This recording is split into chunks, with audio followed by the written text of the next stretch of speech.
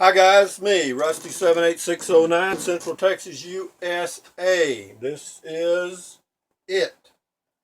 Actually, that's TC.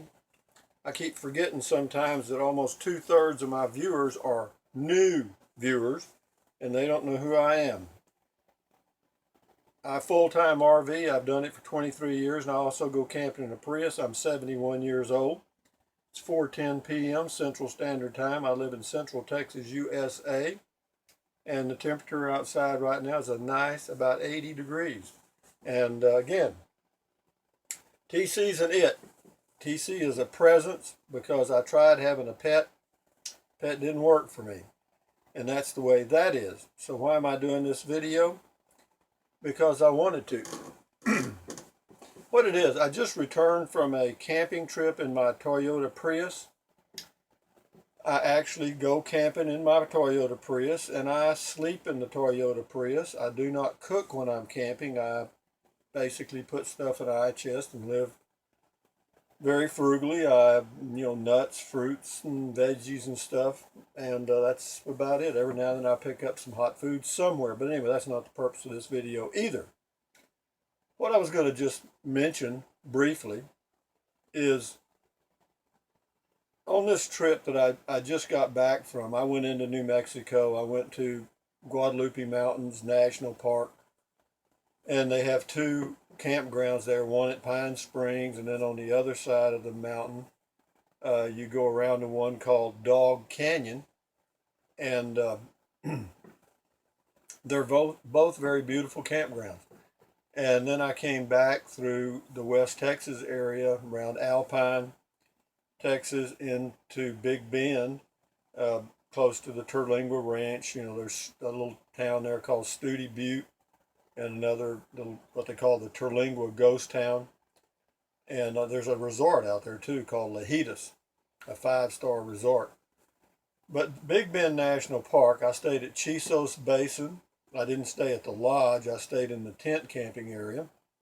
And two of the campgrounds that I went to were pretty crowded. I was surprised. They were probably 70%. Well, Chisos Basin, I was told, was 70% full, which is unbelievable. It's so remote. And the campground at Guadalupe Mountains, the Pine Springs campground, close to the visitor center, was packed. I mean, it was full. And it's amazing at this time of the year that those remote camping areas would be that crowded. I think it has a lot to do with the baby boomers that are retiring, that big bubble in our population that is getting older and starting to retire. I think most of them are pretty much retired now. And they're buying RVs and going on the road. Some people are full-time in it and others are part-time in it. But it doesn't matter. But one of the things I noticed is I talk to several people. I'm very outgoing when I'm out camping. I just, how you doing? Where y'all from? And that sort of thing. And most people will talk to you. There are people from certain states that it's the way it is where they live. You just don't talk to people. And so that's okay with me too. But I did find out, or at least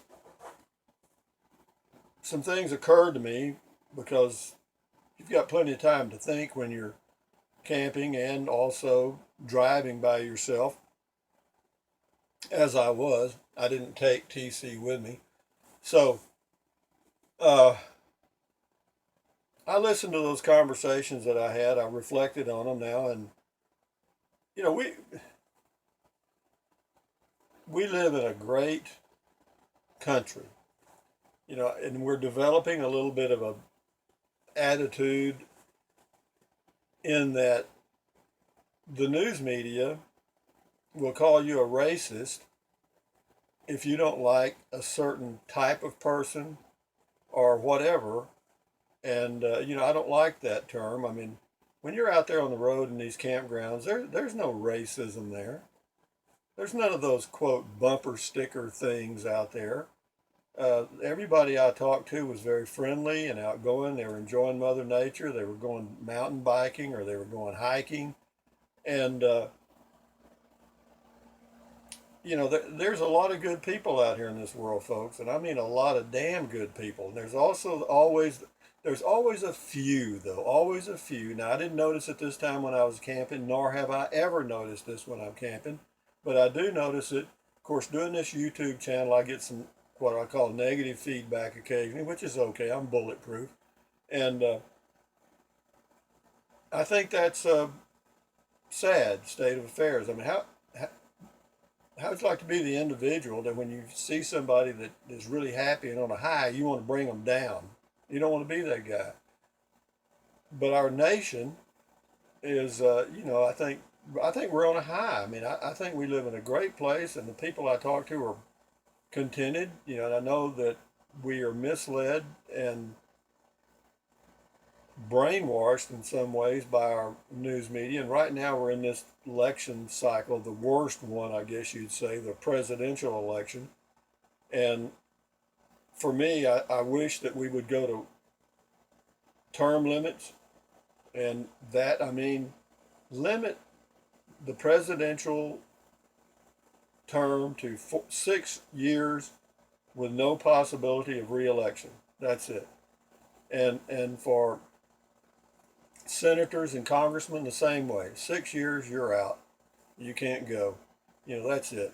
No more of these people staying in office for 50 years or whatever and just destroying our nation because they're bought.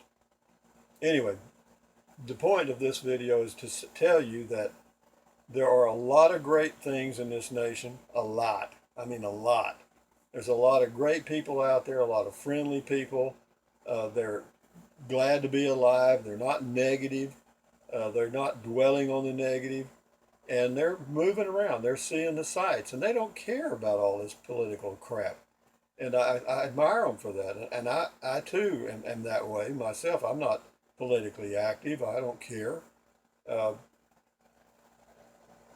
But for those of you that do camp or choose to go outdoors and see things and do things, believe me, there's some of the most beautiful sights in the world in the United States of America. You don't need to go to Europe.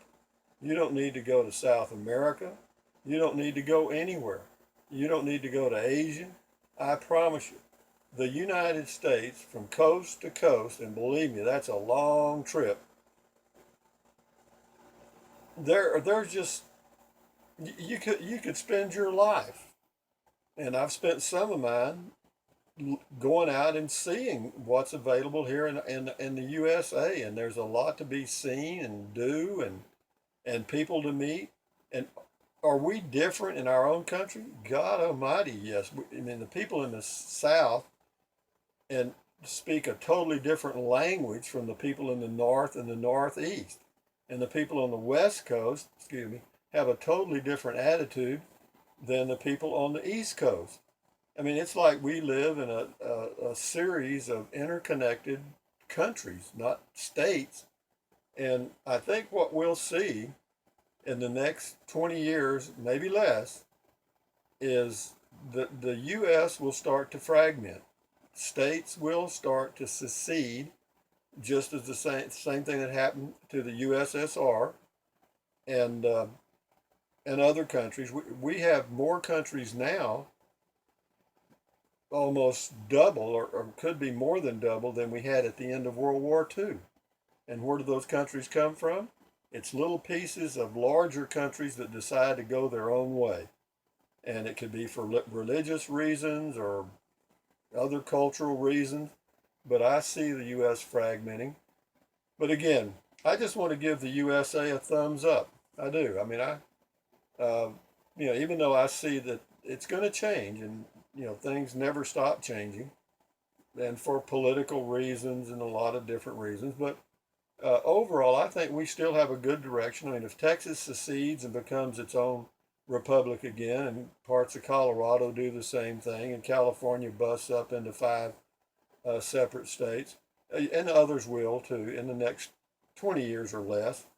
Uh, there's going to be a number of different republics in the U.S. I mean, we'll be more like Europe, where you've got this small geographic area, and you have a number of countries. I don't know how many countries are in the European Union. I'd say 16, could be more. I'm just guessing, but I think it's around 16. And the U.S. could have easily 20 different republics. But again, there's a lot of good here in this country. A lot of good things are happening.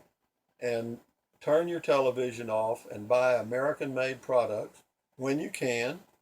And the Elio, the car that's being made in Shreveport, Louisiana, you may not even have heard of it. It's ELIO, and it's a great, looks like it's going to be a great product if they can get going with it. And it'll be coming out next year. It's going to be all American made. I think they say that over 90% of the parts are all made in the USA. The labor is going to be in the USA because that'll be their only plant. And there's another vehicle, the Tesla, that's all electric. It's expensive, and it's being made right outside of Reno, Nevada. And but I'm not too sure how much of it is, how much of the components, or how, what percentage of the components are made in the USA for that particular vehicle. But also, it's out of my reach. I can't afford to spend 40,000 on an all electric car.